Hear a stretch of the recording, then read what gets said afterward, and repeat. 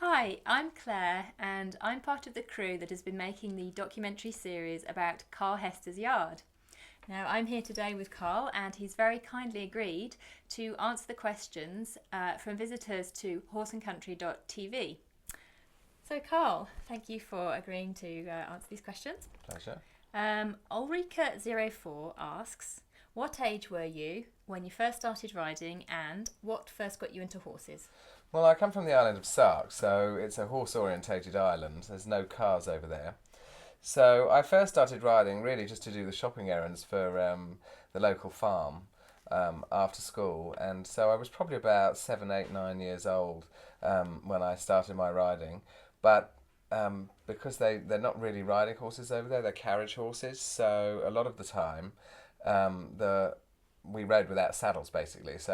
I just used to learn to ride in a head collar and rope, and didn't actually sit in a saddle until the age of 16, which is quite late. 16. But horses were always my passion when I was on the island. I don't come from a horsey family, so it was obviously just in my blood. It's something that I love doing, and it just seemed a natural progression when I left Sark at the age of 15 and moved to England to actually take up riding as a career.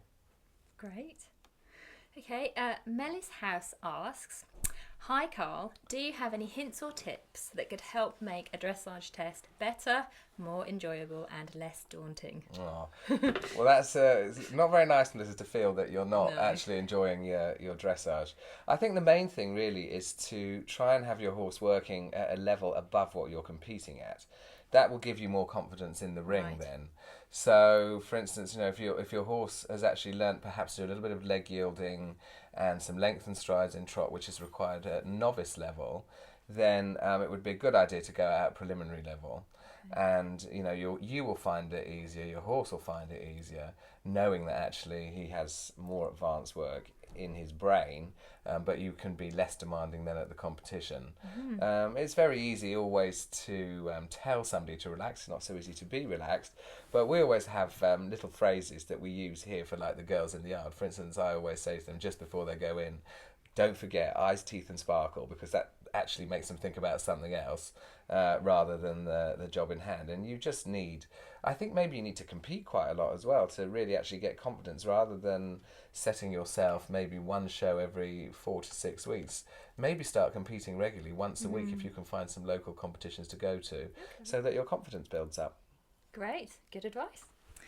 Okay, Hale Horses asks, are natural expressive paces the main feature of a dressage horse, or does the trainability and temperament outweigh the natural talent? Now, I've seen many horses, dressage horses, look like they've been trained so much that the looseness of gait is lost. Does this mean that a horse with balanced paces and good reach would outweigh a horse with outward expressive paces? Okay, well, dressage is about improving the natural paces. So, if you're seeing horses that are losing their paces, then more than likely they're not being trained correctly. So that's an important part to remember first of all. Trainability and temperament, in my mind, is really the key to a good dressage horse. To buy a horse with expressive paces is great if you can find one, probably quite expensive. And I actually think if you're buying a horse that's a very big mover for dressage, it's more difficult to keep these horses sound on a long-term basis because they have so much movement. They're continuously moving in this extravagant way. It's a very good idea to start look for a horse with a good walk, an easy trot, and a good 3-beat canter. Because if the trainability, in other words, if the horse is sensitive and sharp and hot enough and reacting enough to your aids, you can actually turn the paces around. And so many young horses I've seen who particularly might not be a good mover at 4 and 5 years old, in other words, they wouldn't be suitable for young dressage horse classes, but with good training and the right reactions to their rider can become very expressive horses. So definitely trainability and temperament. Okay. Joanna Livingstone asks, our 6-year-old Morgan horse is doing really well with his cross-country and show jumping. However, his dressage scores are not good as he's not particularly relaxed. His breeding and temperament mean he's naturally pretty hot and animated. Have you any advice for us on how we could calm him down? Yeah, well, I love hot horses. I mean, this doesn't mean that he's going to be a bad horse. I No. think this could mean he might be a good horse if you can find the right way with him. Certainly with hot horses, I mean, we like to keep our horses living in the field if they're that hot. You know, if they tend to be stabled for too many hours a day, it doesn't make life easier. So possibly have him living out at night if you were able to do that would be a much easier way to get to the bottom of his hotness. I think secondly, it's a training issue as well. You know, you need to train your horse to be relaxed, and you can do that by teaching the horse to be stretched more often. And stretching his body means that physically he'll relax more, and it's very relaxing mentally for them. Rather than just imagining you're doing dressage, you must have the horse on the bit. Think a little bit more about stretching him and suppling him, and maybe it's sometimes better if he's an event horse, then I'm presuming he's going to be quite fit. It might be better rather than to keep riding him until he's tired, because generally what happens is they become physically tired but not mentally. Right. So I find with these sort of horses it's probably better to do 25-minute sessions a day or 30-minute sessions and do less hours to actually achieve what you want to achieve rather than going to the point where the horse is tired. Okay, great. Amanda Coleman asks, what words of advice do you have for the keen and enthusiastic amateur rider? Do you recommend they have a go at British Dressage affiliated classes, or should they stick to unaffiliated competitions? Well, I mean, unaffiliated is a great way to start to build up your confidence, certainly, and much less pressure. I mean, if you're doing well unaffiliated, then I think it's really important that you should be aiming to do British Dressage competitions. I mean, you have a very good quality of judging there, and also you can gauge a little bit more, perhaps, from the comments from trained judges exactly where you are in your own horse's training.